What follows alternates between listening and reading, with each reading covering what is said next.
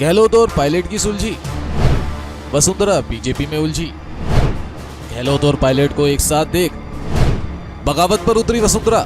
राजस्थान में कांग्रेस आला कमान ने अशोक गहलोत और सचिन पायलट को एक कर दिया, जिसे लेकर बीजेपी में बेचैनी बढ़ गई और बीजेपी ने राजस्थान में नए नए प्लान बनाने शुरू कर दिए।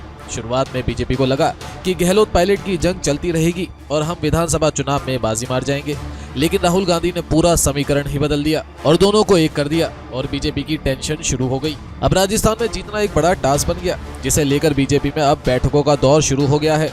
एक तरफ बीजेपी कहती है कि राजस्थान में पीएम मोदी के चेहरे पर चुनाव लड़ा जाएगा, दूसरी ओर वसुंधरा चाहती है कि उन्हें राजस्थान में सीएम पद का उम्मीदवार बनाया जाए।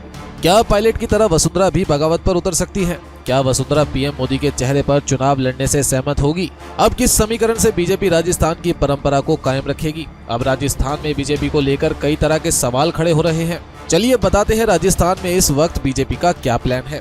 2018 में भाजपा की नेता वसुंधरा सत्ता में वापसी करने से चूक गई थी, लेकिन पिछले 5 साल में वसुंधरा राजे ने राज्य में अपनी पकड़ को बनाए रखा और अर्जुन राम मेघवाल, गजेंद्र सिंह शेखावत, सतीश पूनिया समेत तमाम नेताओं पर दाव लगाने के बाद भी भाजपा का शीर्ष नेतृत्व वसुंधरा राजे का विकल्प नहीं तैयार कर सका। प्रदेश भाजपा अध्यक्ष सीपी जोशी कोई मजबूत छवि नहीं बना पा रहे। वसुंधरा राजे के राज्य में न केवल समर्थक हैं, बल्कि अभी भाजपा के राष्ट्रीय अध्यक्ष जेपी नड्डा से मिलकर उन्होंने अपनी राजनीतिक पकड़ का भी एहसास कराया। वसुंधरा चाहती हैं कि राज्य में विधानसभा चुनाव उनके चेहरे पर लड़ा जाए।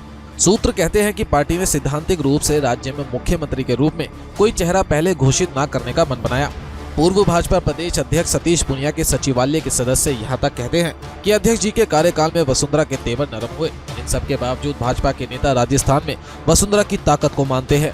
फिलहाल वसुंधरा खेमे में 2 दर्जन से अधिक विधायक बताए जाते हैं। Bureau report, news India digital.